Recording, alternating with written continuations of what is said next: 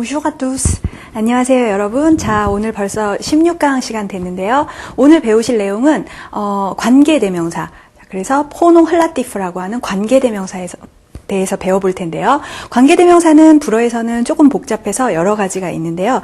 잘 정리를 하시고 그리고 지금 관계대명사가 이번 한 강에 걸쳐서가 아니라 다음 17강까지 두 강에 걸쳐서 제가 설명을 해드릴 텐데요. 오늘은 일단 4개의 관계대명사, 기본적으로 많이 쓰이는 관계대명사에 대해서 우선 설명을 드릴 거고요. 17강에서는 조금 더 어려운 복잡한 관계대명사 몇 개를 알려드리도록 하겠습니다. 자, 관계대명사는 결국 뭐냐면요. 그죠? 두 문장에서 한 단어나 한 명사나 뭐 대명사 그리고 전체 절을 반복되는 부분이 나올 때 그 두 문장을 한 문장으로 연결할 때 쓰이는 것이 관계대명사죠. 자, 그래서 관계대명사는 두 절을 하나의 절로 묶을 때 쓰신다는 거 알아두시면 되고요. 자, 아무 문장이나 두 절이 되는 것이 아니라 어떤 단어나 어떤 대명사나 이런 것들이 반복될 때 묶어주시면 되는 거죠. 자, 그래서 대표적으로 어떤 것들이 있냐면 오늘 제가 설명드릴 것이 4가지라고 말씀드렸어요. 자, 가장 기본적으로 쓰이는 거 그 다음에 우. 자, 여기 악성 꼭 잊지 마세요. 자, 이 악성이 없으면 무슨 뜻이 되냐면요.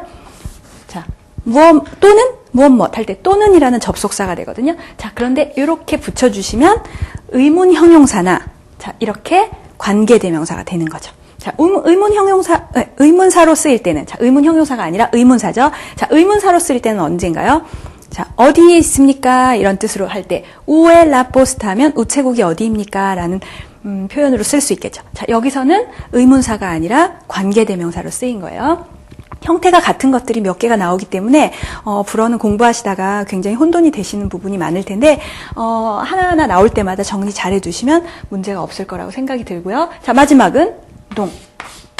자, 희한하게 생겼죠? 자, 이거는 영어의 don't로 자꾸 생각하셔서 이걸로 착각하시는 경우가 있는데 자, 발음은 동.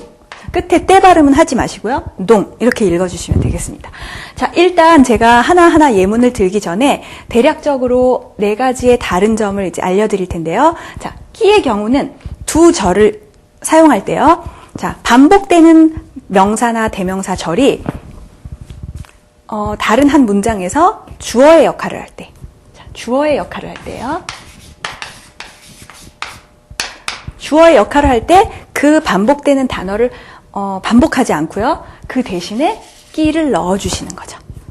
자, 끄는. 연결한 문장에서 세우대. 자, 세우대가 뭐라 그랬죠? 직접 목적 보호라고 말씀드렸어요. 직접 목적어의 역할을 할 때 끼가 아니라 끄를 써주시는 거고요. 자, 얘는 보어인데요. 어떤 보호냐면 장소 보호죠. 그래서 장소 보호를 써주시면 되는데 앞에 장소를 나타내거나 또는 장소뿐만 아니라 시간도 돼요. 자, 장소에 더 많이 쓰이지만 자, 시간이 올 때도 우로 연결시키실 수가 있는데요. 그러니까 장소나 시간의 보호가 반복될 때는 우로 연결해 주시면 되는 거죠. 자, 그리고 동은 굉장히 많이 혼돈이 되고 어려운 관계대명사이기도 한데요. 하시다 보면 처음에는 이해가 잘 안 가세요. 그래서 많이 어려우실 텐데 자, 동은 일단은 어떻게 생각을 정리를 해두시면 되냐면요. 자, 뭔가 전치사 드가 들어가 있구나 이렇게 생각하시면 돼요. 자, 전치사 드를 동반한 무엇을 받을 때 자, 보호의 역할이겠죠. 자, 전치사 드를 동반한 보호의 역할을 할 때 동을 써주시면 되는 거예요. 자, 요렇게만 일단은 알아두세요. 뭔지는 모르지만, 자, 끼는 주어의 역할, 끄는 세우대의 역할, 그 다음에 우는 장소나 시간 보호 대신에 쓰이고요. 동은 전치사 들을 동반한 어떤 보호의 역할을 할 때 동을 써주시면 된다고 정리를 일단 해두시기 바랍니다.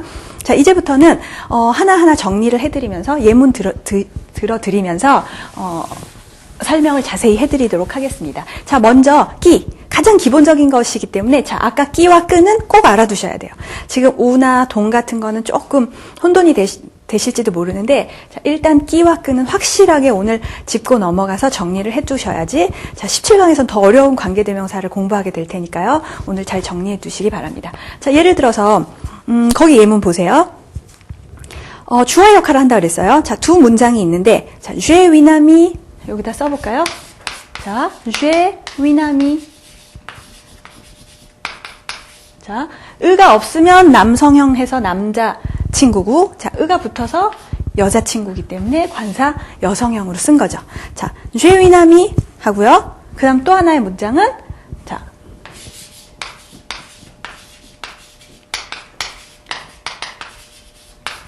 자, vient du Japon. du Japon. 자, 이렇게 나왔어요. 이 문장 두 문장이 있는 거예요, 지금. 자, 관계대명사로 두 문장을 하나로 연결하실 때는 가장 먼저 주의하셔야 될 것이 무엇이냐면요. 반복되는 거. 자, 두 문장에서 반복되는 단어가 무언지를 먼저 아셔야 되는데요. 자, j'ai une amie, 그 다음에 une amie vient du Japon. 자, L로도 받을 수 있겠죠? 자, 뭐 이렇게 써 있을 수도 있겠죠? 자, 보시면 요거 두 개가 지금 반복되는 거죠. 자, 그래서 반복되는 것을 연결하고 싶으실 때, 자, 관계대명사가 필요한데, 처음 문장 일단 그냥 써보시고요. 자, 썼어요.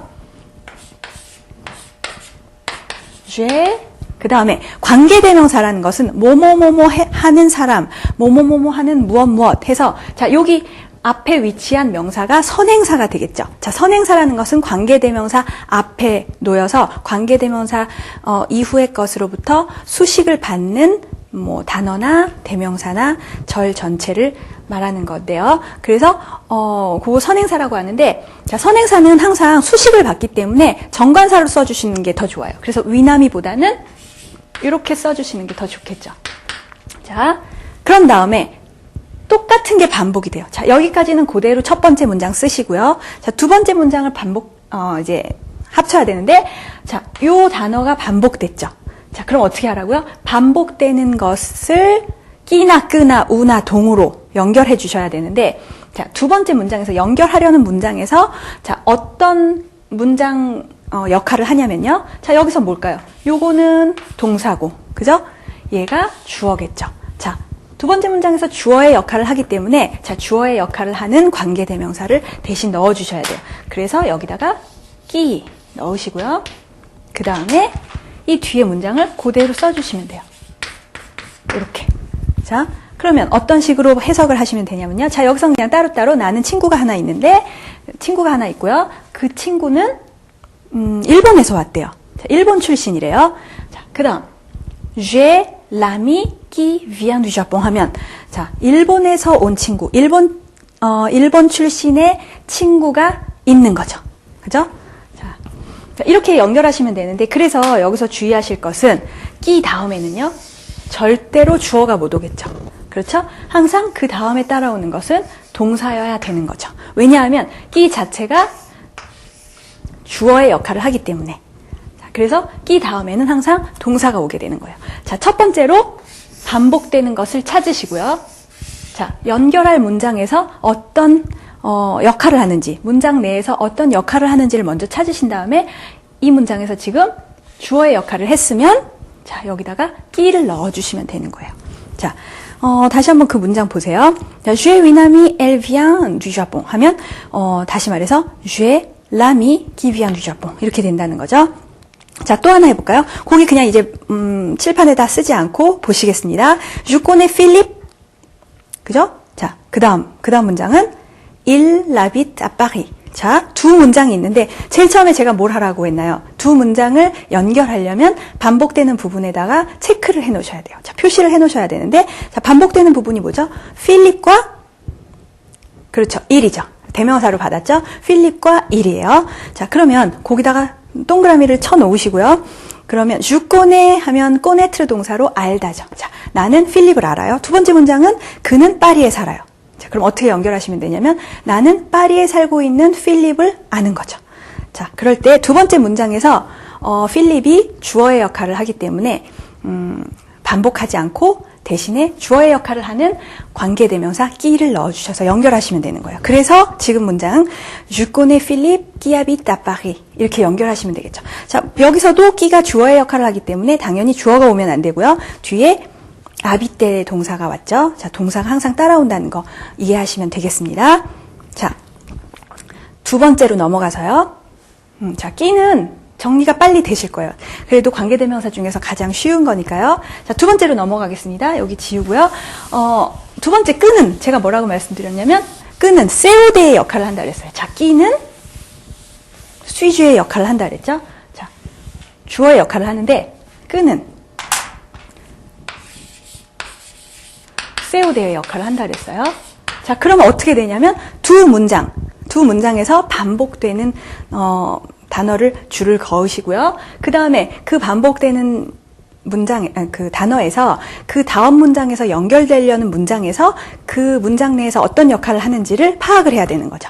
자, 그런데 그 문장 내에서 세우대의 역할을 한다면 끼가 아닌 끄를 넣어주셔야 된다는 거예요. 자, 그래서 그 다음에는 어떻게 되냐면요. 자, 끼 다음에는 어떻게 되냐면 동사가 꼭 와야 됐었어요. 왜냐하면 주어의 역할을 하기 때문에 동사가 바로 따라오고요. 주어가 오면 안 됐었는데, 자, 여기서는 직접 목적어의 역할을 하기 때문에 그 다음엔 어떻게 돼야 되냐면 주어도 와야 되고, 그죠? 동사도 와야 되죠. 자, 주어, 동사, 세우대의 순서인데, 자, 세우대가 끄로 대체됐기 때문에 주어, 동사만 남으면 되겠죠. 자, 그래서 일단 문장 구조 이렇게 구별하시면 되고요. 자, 여기서 주의하실 점은 가끔씩 텍스트 문장에서 보시면 동사가 나올 때가 있어요. 그 다음에 동사가 나올 때 있으면 그것은 틀린 문장이 아니고 가끔씩 동사와 주어가 도치되는 경우가 있거든요. 어떠한 경우냐면 주어를 강조하고 싶거나 주어가 너무 길어서 뒤로 보내주는 경우예요. 그래서 그 다음에 사실은 동사가 온다면 뒤에 가서 주어가 반드시 있기 때문에 주어가 어디 있는지를 살피셔야 된다는 거죠. 자, 예문을 보시면 자, il a acheté. 자, 복합과거네요.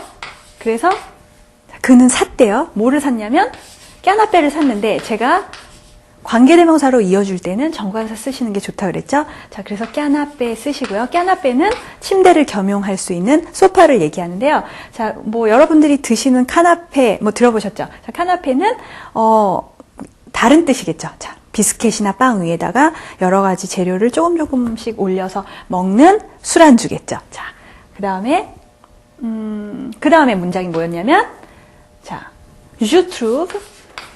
그죠? 자, je trouve. 자, ce canapé très confortable. 자, 이 문장을 잘 보세요. 자, 두 번째 문장부터 일단 관계대명사로 읽기 전에 이 두 번째 문장이 아주 중요한데요. 자, 여러분들이 여기서 주의하실 점은 trouve의 동사는 무엇을 발견하다예요. 자, 그래서 무엇을 발견하다, 그 다음에 세우대. 자, 세우대가 하나만 오면 trouve의 동사는 무엇을 찾다라는 뜻이 되는데요. 자, 주의하셔야 될 점은 trouve 동사가 있고요. 세우대가 있어요. 자, 그런데 요거로 끝나는 것이 아니라, 자, 보시면 형용사죠. 자, 이렇게 형용사로 보호가 오면요. 어떤 뜻이 되냐면 세우대가 어떠어떠하다고 생각하다라는 뜻이 돼버려요. 그러니까 여기서 이 문장에서는 지금 만약에 이렇게만 있었으면 나는 까나페를, 자, 소파를 찾는다 뭐 이런 뜻이 되지만 여기에 지금 형용사가 있어서 이 형용사는 세우대를 꾸며줘요. 주어를 꾸며주는 것이 아니라 세우대를 꾸며주기 때문에 어떻게 해석을 하시면 되냐면 나는 이 소파가 아주 편안하다고 생각하다예요. 자, 그래서 생각하다란 동사가 돼버려요.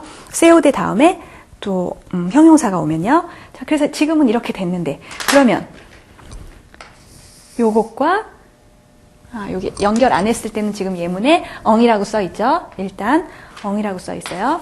자, 그런데 요것과 지금 요것과 반복되죠. 자, 두 번째 문장에서 어떤 역할을 하는지 보세요. 자, 주어 아니죠? 세우대의 역할이에요. 자, 그러니까 어떻게 해요? 뭘로 바꿔줘야 되나요? 끼 아니면 끄 둘 중에 자, 당연히 끄겠죠. 그 다음은 그래서 주어 동사가 나오게 되는 거예요. 자, 바꿔보시면 일라, 자, 여기서 그냥 바꿔보겠습니다. 일라 아슈테, 자, 요것만 정관사로 바꿔주시고요. 르끼아나페, 그런 다음에 끄로 연결하라 그랬어요. 자, 끄 연결하고, 그 다음에 그대로 쓰시면 되죠. 주, 트루, 쓰신 다음에, 자, 요거 뺐으니까, 요거를 제외한 나머지 문장을 쭉 쓰시면 되는 거죠. 트레, confortable 이렇게 쓰시면 되는 거예요. 자, 연결된 문장만 한번 다시 보시겠습니다. Il a acheté le canapé que je trouve très confortable 하면 내가 아주 편안하다고 생각하는, 그죠? 생각하는 소파를 그가 샀죠. 그죠? 자, 이렇게 되는 문장이에요.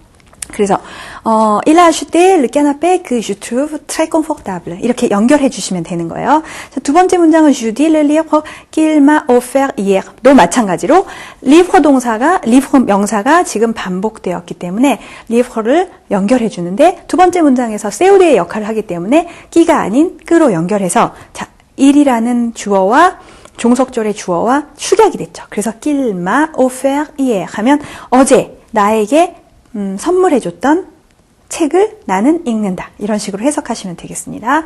자, 끼와 끄의 차이를 일단은 아시고 넘어가셔야 돼요. 자, 끼는 주어의 역할, 끄는 세우드의 역할인데, 자, 그래서 끼는 그 다음에 주어가 올 수 없고요. 그 다음에는 세우드가 위치할 수 없다는 걸 알아두셔야 돼요. 그래서 끼 다음에는 동사, 그 다음에는 주어 동사가 오겠죠.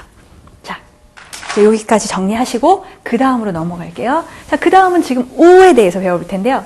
우는 사실은 별로 어렵진 않아요. 우라는 것은 장소 보호나 시간 보호가 오면 된다고 말씀드렸어요. 자, 그래서 지금 예문에 보시면 자, j'aime beaucoup Paris où j'habite depuis 3 ans. 이렇게 써있죠. 자, 이 문장을 거꾸로 두 문장으로 분리시켜 볼게요. 자, j'aime beaucoup Paris où j'habite depuis 3 ans. 이렇게 써있어요. 자, 그럼 우라는 것은 장소 보호를 받는다 그랬죠. 파리가 나왔기 때문에, 자, 파리가 장소를 나타내는 보호죠, 지금. 자, 보호가 나왔기 때문에 그 보호를 꾸며주는, 그걸 대체할 수 있는 것이 우예요. 자, 그 우 뒤에 이후의 문장을 한번 써보겠습니다. 분리시켜서 써보시면, 자, j'habite. 자, j'habite. 그 다음에,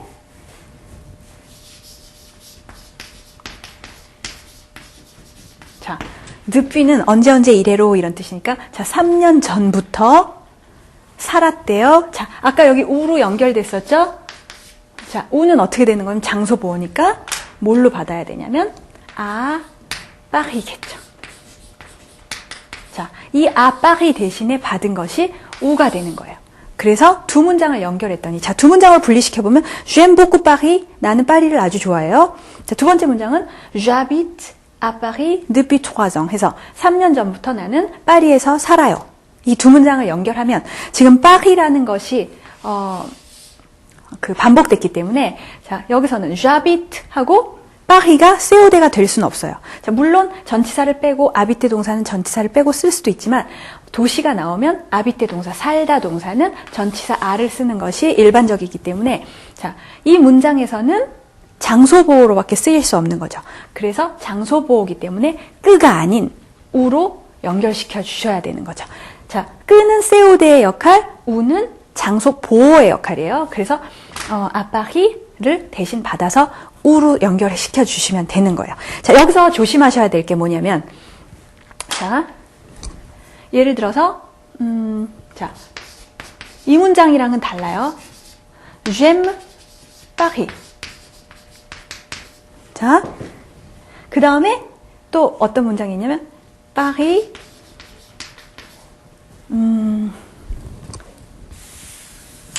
자, il a visité Paris. 자, 이 두 문장을 연결할 때는 어떻게 해야 되나요? 자, 파리예요. 자, 여기서의 역할은 뭔가요? 이 위의 문장에서는 파리 해서 이 문장 전체에서 장소 보호의 역할을 했는데, 자, 지금 두 번째 문장은 어떻게 되냐면 visiter 동사가 뭐 어디를 방문하다잖아요. 자, 방문하다 그러면 세우대가 필요해요. 장소 보호가 필요한 것이 아니라 세우대가 필요하기 때문에 자, 파리의 역할은 파리가 장소를 나타내는 단어이긴 하지만 세우대의 역할을 하는 거죠. 그래서 여기서는 장소네 그리고 우로 연결시켜 주시면 안 되고요. 자, 이건 틀립니다. 어떻게 하셔야 되냐면 세우대니까 끄로 연결하셔야 된다는 거죠. 자, 그럼 어떻게 되나요? 연결했어요. 끄로 연결하고 파리는 지워주셔야죠. 자, 반복되는 것을 끄로 대체했기 때문에 파리는 지워주셔야 돼요. 자, 그러니까 전부 다 합치니까 어떻게 되냐면 이렇게 지우고 자, 끄라 그랬어요. 자, 끈데 1과 축약이 돼서 이렇게 되겠죠. 이렇게. 그죠? 자, J'aime Paris qu'il a visité. 이렇게 되는 거예요. 자, 그가 방문했던 파리를 나는 좋아한다. 이 뜻이 되겠죠. 자, 그러니까 두 번째 문장이랑 두 개의 문장을 비교를 잘 하셔야 돼요. 자, 그냥 장소를 나타내는 단어가 나왔다고 해서 무조건 우가 아니고요. 그 뒤에 문장에서 장소 보호의 역할로 쓰였는지 아니면 세우대의 역할로 쓰였는지를 잘 확인하신 다음에 관계대명사를 선택하시면 되겠습니다. 자, 우는 그러니까 사실은 이 두 가지 경우만 잘 구별하시면요. 장소 보호기 때문에 사실 어려운 건 없어요. 자, 아까 또 우가 장소 보호도 받지만 또 시간을 나타낼 때도 받는다고 말씀드렸는데요. 자, 시간을 나타내는 보호를 대체해서 우로 쓸 수 있다고 말씀드렸어요. 자, 다음 예문이 그렇죠? 자, 예문 보세요. J'ai rencontré cette fille le jour où il pleuvait. 자, J'ai rencontré cette fille. 자, 이 여자를 만났대요. 내가. 자, 근데 이 여자는 언제 만났냐면 le jour. 자, 어떤 날에 만났다 그랬죠? où il pleuvait. 자, 우로 연결했어요. 왜냐하면 le jour라는 것이 어떠한 날에라는 뜻으로 시간 보호로 쓰였기 때문이죠. 자, il pleuvait 하면 il 비인칭이고요. pleuvoir 동사로 비가 오다라는 동사예요. 그래서 날씨에 관한 하는 항상 비인칭을 쓴다고 말씀드렸었어요. 그래서 il pleuvait 하면 반과거로요. 비가 오고 있었다예요. 자, 반과거 형태입니다. pleuvoir에. 그래서 비가 오는 날, 비가 오고 있던 날 그녀를 자, 그 여자를 만났다는 거죠. 자, 그러면 이 문장을 둘로 나눠보면 le jour를 어떻게 바꿀 수 있냐면요. ce jour-la로 바꾸실 수 있어요.